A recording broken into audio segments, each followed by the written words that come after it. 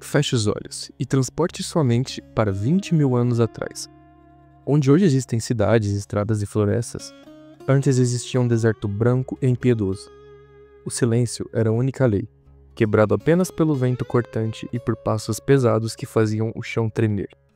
Nesse mundo hostil, reinavam absolutos os verdadeiros titãs da pré-história, os mamutes. Eles não eram apenas animais, eram a prova viva que a vida pode prosperar até no inferno congelado.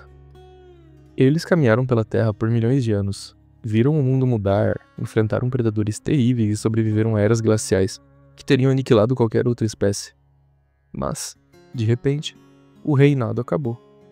O silêncio tomou conta das estepes e eles desapareceram na neblina do tempo.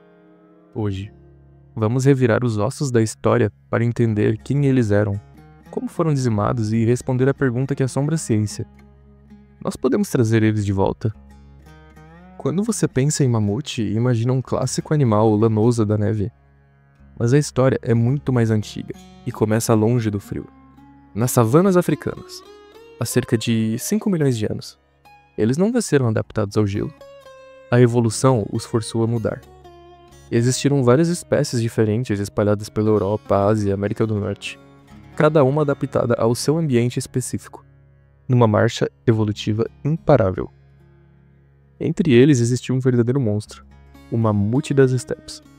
Esse gigante colossal chegava a medir 4,5 metros de altura no ombro, sendo muito maior e mais pesado que qualquer elefante que já existiu na Terra hoje.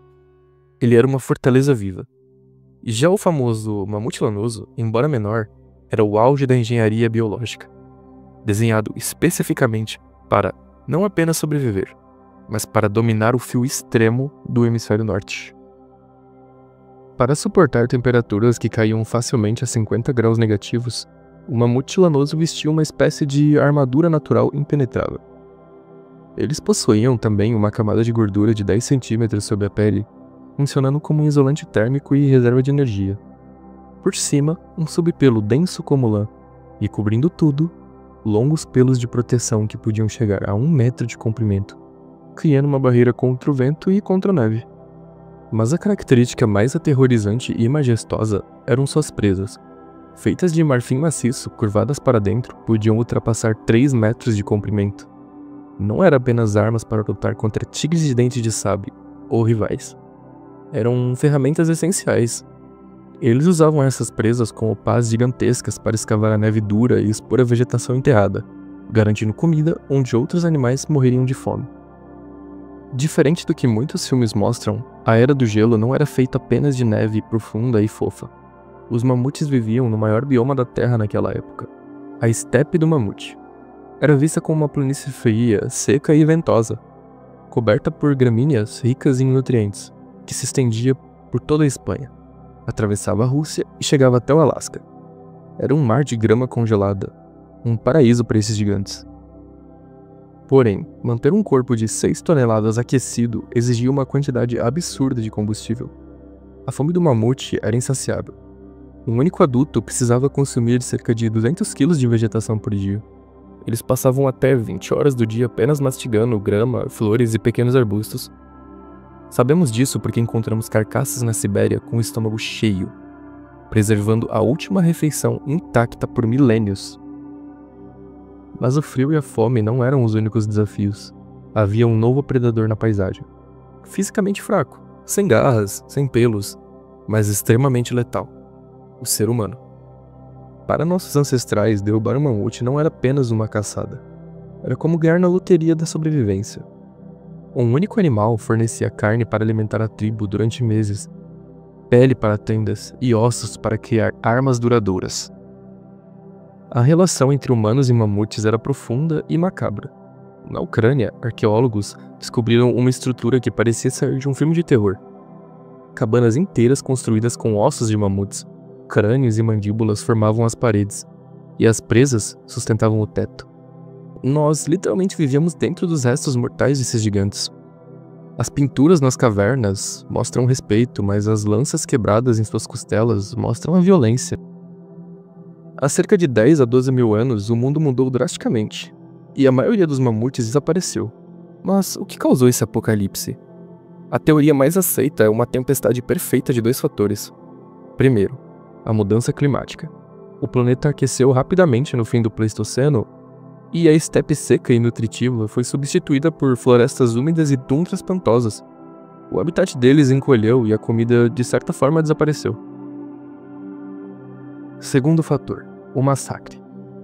Com as populações de mamutes já fragilizadas pelo clima e isoladas em pequenos grupos, os humanos deram um golpe de misericórdia.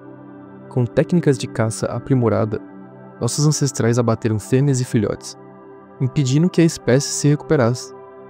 Foi uma guerra silenciosa, onde a natureza e o homem conspiraram para derrubar o Rei do Gelo, varrendo-os completamente do continente. Mas a história guarda uma reviravolta impressionante. Os mamutes não morreram todos de uma vez. Um pequeno grupo ficou ilhado em um pedaço de terra no Oceano Ártico, chamados de Ilha Warhel. Isolados pela subida do nível do mar, protegidos dos caçadores humanos, eles sobreviveram por 6.000 anos, enquanto o resto de sua espécie já tinha virado poeira e a lenda do continente.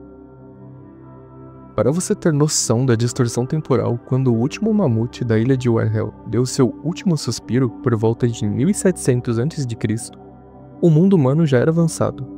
As pirâmides do Egito já tinham sido construídas há 1.000 anos.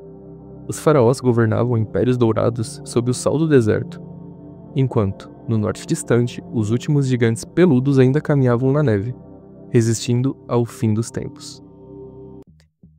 E agora, no século XXI, a história pode deixar de ser passada. Graças ao permafrost da Sibéria, temos acesso a células e DNA de mamute incrivelmente bem preservados. A ciência moderna, liderada por empresas como a Colossal Bioscience, está em uma corrida para realizar o impossível: a desextinção. O objetivo não é criar um clone perfeito, mas usar a engenharia genética para ressuscitar a espécie. O plano é usar o DNA do elefante asiático, o parente vivo mais próximo, e editá-lo com a tecnologia CRISPR. Os cientistas querem inserir os genes que davam ao mamute a sua resistência ao frio, o pelo longo e a gordura espessa. O resultado seria um híbrido, um elefante ártico, capaz de repovoar a tundra. Eles acreditam que esses animais poderiam chegar e até ajudar a combater o aquecimento global, compactando a neve e protegendo o solo. Mas aqui entramos em um terreno perigoso. Devemos fazer isso? Temos o direito de trazer de volta uma espécie extinta para um mundo que não é mais o dela? Eles seriam animais livres ou apenas atrações de um parque genético? A linha entre a genialidade científica e a arrogância humana é muito tênue. Talvez alguns portões da história devessem permanecer fechados para sempre. Os mamutes foram senhores de uma terra selvagem e pura. Se um dia ouvirmos novamente seus passos trovejantes, só o futuro dirá. Mas, por enquanto, eles vivem apenas aqui, na nossa imaginação e nos registros fósseis. E se você gostou de aprender um pouco sobre os mamutes, deixa o seu like, se inscreva no canal e deixe um comentário abaixo. Seu feedback é muito importante. Agradeço pelo seu tempo e obrigado.